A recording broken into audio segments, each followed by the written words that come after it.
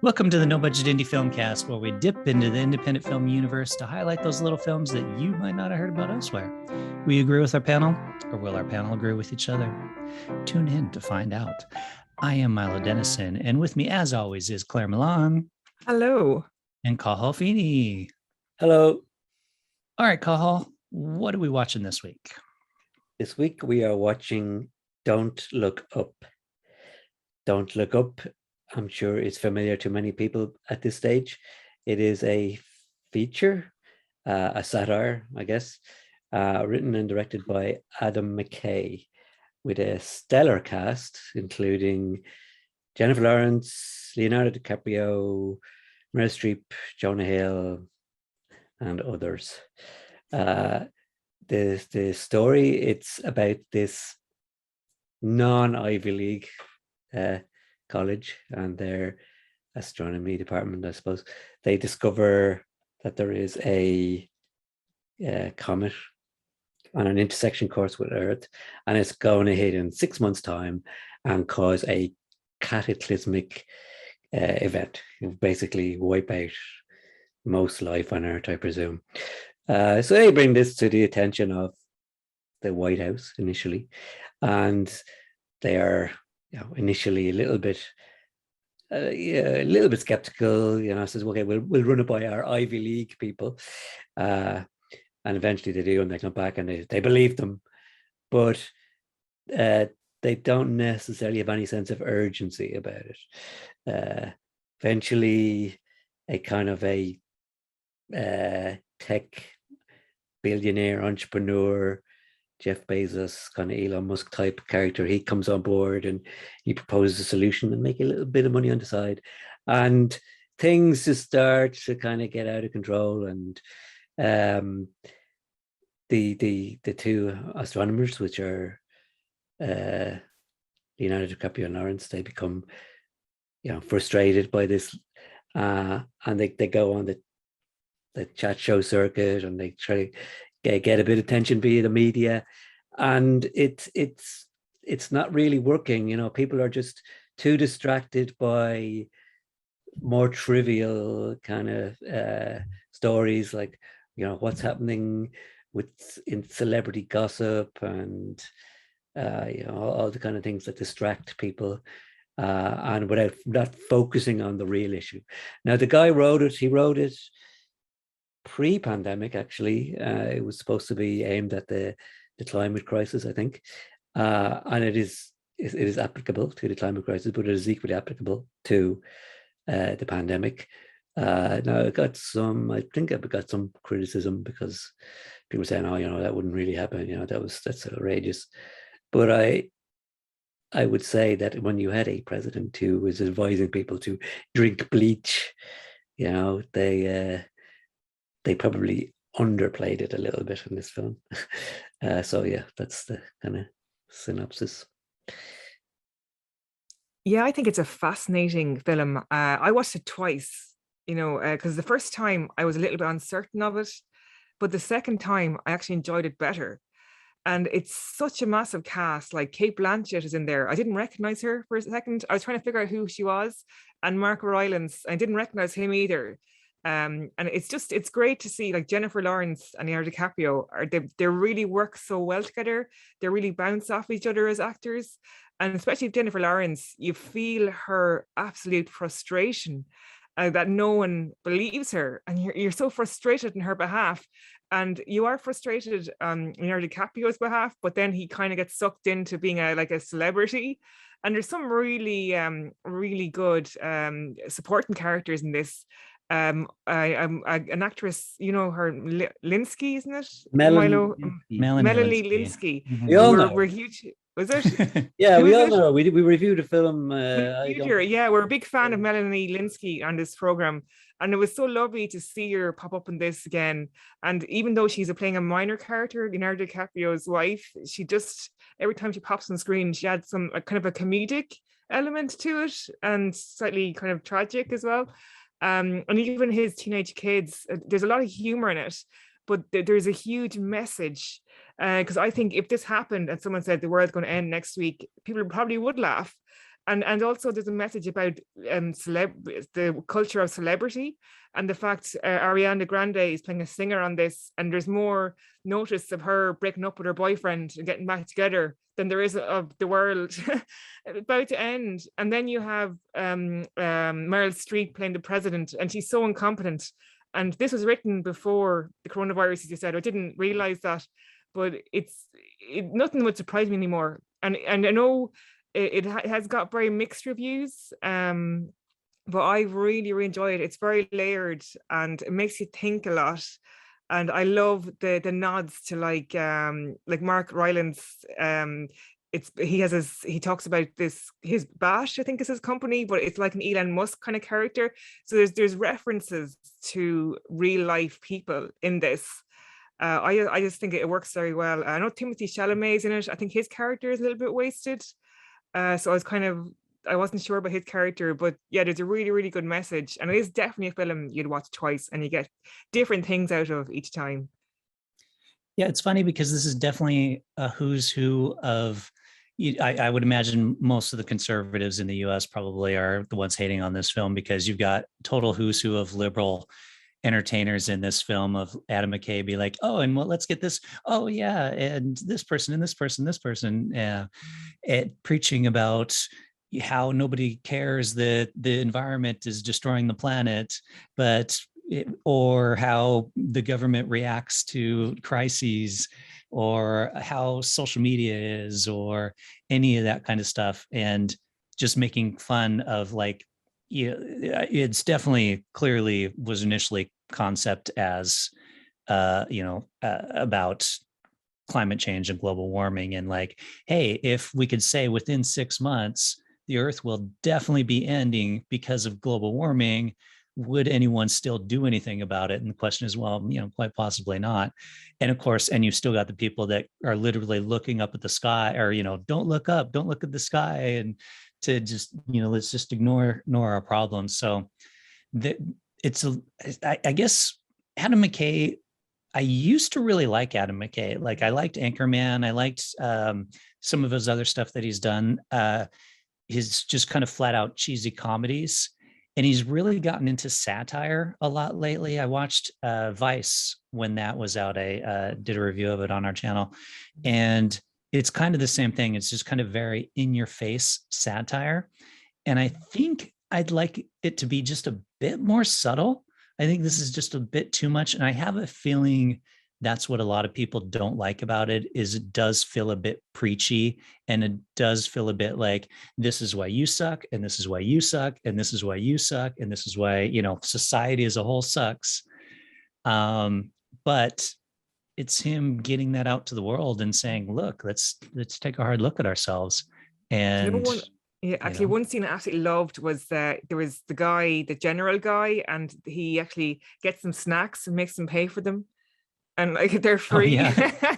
And it was just a reoccurring joke. Like, why? So funny, because later on, Jennifer Lawrence, it sounds like she's talking about something serious, and then she's just pissed off about being charged for snacks. Do you know what I mean?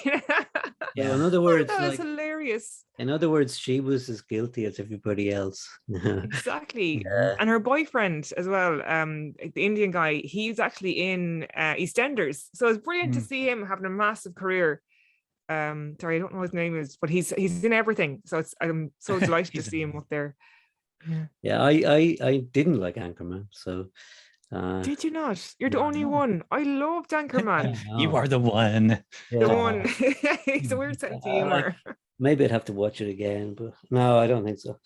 Yeah, and it's funny when you think about these big ensemble kind of pieces where all these actors get together. They would have been like disaster films or kind of war films. So this is a disaster film of its kind. And you were saying there of like that if we were told 6 months to save the world from climate change, well, we wouldn't be able to. It's too late, And I suppose in terms of like the timeline of it, there will become a tipping point, or maybe we're already past it. So the urgency is there, but we're not addressing it properly. To add a sour note to the discussion. to the world that we live in. Yeah, and I mean, but I'm as guilty as everybody else. I mean, it doesn't need. We do need to be led. We need to be forced into doing these things. Like we need to be forced to, paying more for fossil fuels and all that kind of stuff, and most people are going to resist that. Yeah, they in certain areas in the U.S. they are trying. You have tried to do a tax on, a sugar tax basically, and everybody gets in an uproar about that. Or whenever they do the bag fees and stuff, where you got to pay extra for a plastic bag and stuff, everybody gets in an uproar about it. And it's like, yeah, I care, but I don't want to spend an extra 5 cents when I go shopping on a bag. That kind of stuff.